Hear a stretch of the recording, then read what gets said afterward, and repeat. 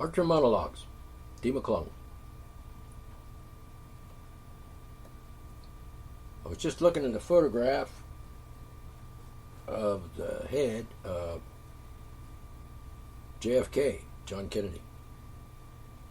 It's an interesting photograph in that the back of his head is like hinged up away from the back of his head. Like the bullet went into his right temple and out the back of his head, thus blowing his freaking brains out the back of his head. I don't think there's no. I suppose it's possible that this could be explained in some other way, but if a bullet went in the back of his head and came out the front of his temple, I'm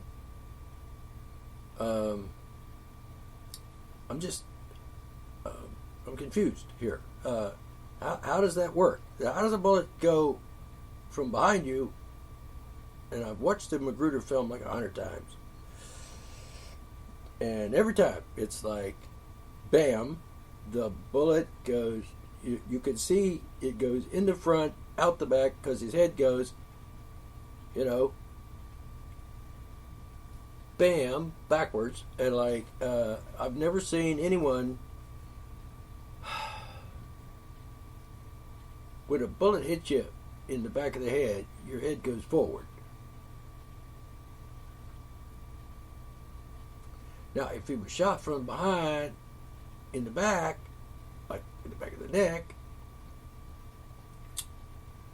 and the bullet would come out, the front, in his throat, what do you call that, the collarbone, or, you know what I'm talking about, right there under your chin, that part just before your neck, it's right in there, in your bottom, lower throat.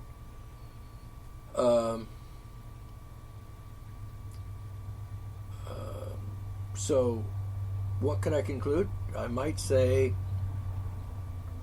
just for the heck of it, let's just say the first shot got him in the back, up high in the back, below the neck, above the shoulder blade,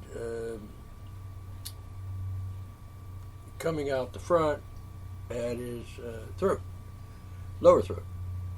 I can understand that concept. I'm thinking probably that would be difficult to do. I would think the trajectory of the bullet from the, the 5th floor, 6th floor of the school depository? And look at the line of shooting there from the window down, like a 45-degree angle almost.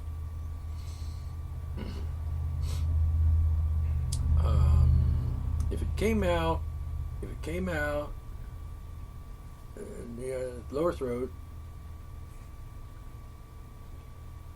the bullet would have had to have come 45-degree angle from the back, back of his neck, let's say, to come out there at a 45-degree angle. But supposedly the bullet wound in the back was lower than the neck. It was actually between the shoulders. I wish I had some real sharp, clear, valid, for real photographs of the whole business. But the one going to the head, I'm sorry. If he'd been shot in the back of the head, his face would have been gone. You understand? His face would have been, poof, gone. Blown, bingo. There wouldn't have been the face. And ironically enough, as it turns out, the back of his head is blown out, but the front of his face, his face is not blown in or out. So, explain to me how a bullet comes out of your face, and yet the entry wound is blown out, whereas the face is not blown in, out, or otherwise.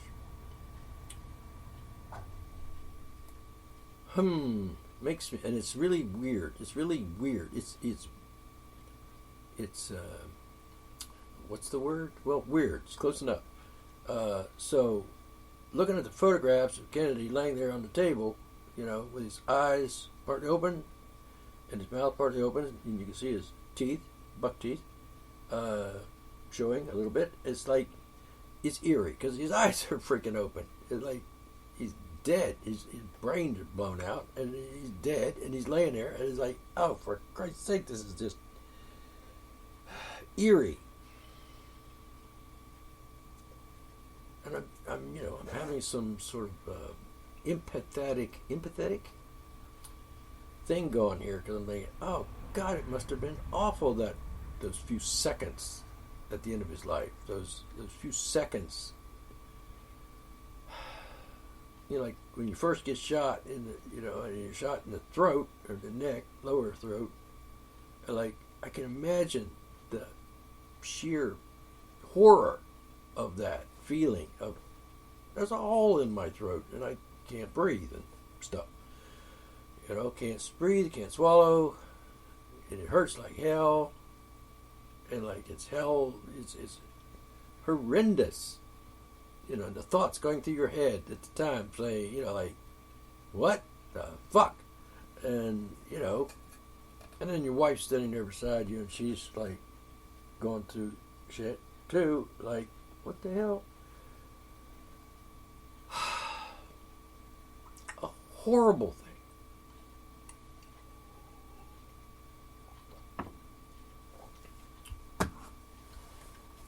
And then mercifully, to some degree, it ended when, a bullet to the right temple went out the back of his head, blowing the back of his head off, and then her freaking brains out. It's got to be from the front.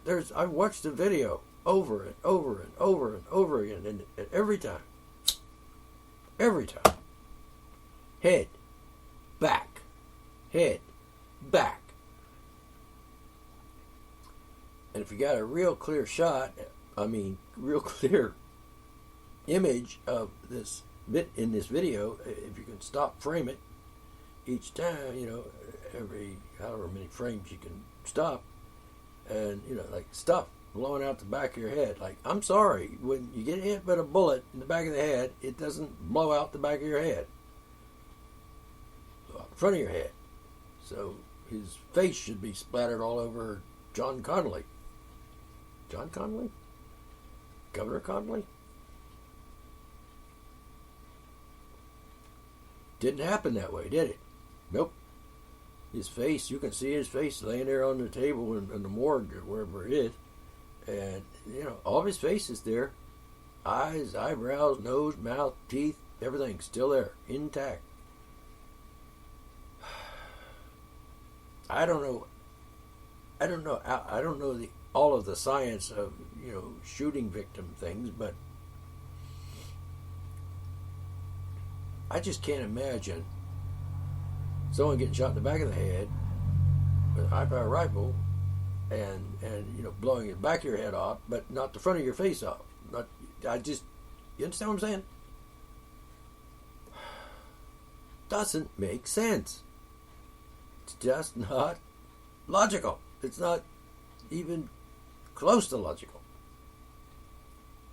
So we have this to go by. One, bang. Whoop, there's the phone. Got to put you on hold. So all I'm saying is, when you see something and you say to yourself, this is the logical, scientific, factual scenario.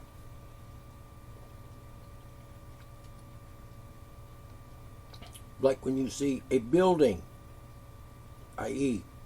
number 7, fall straight down like it's been intentionally demolished.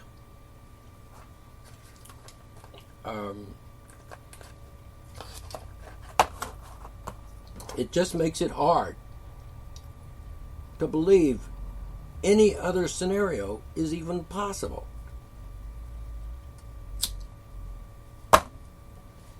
It's like you see something with your own eyes, and your own eyes being clear, and you're not like in a hysterical, delusional state of insanity, and you're a rational, intelligent human being, and you see something, and everything scientific, everything, applying the laws of nature and applying the laws of physics, like gravity.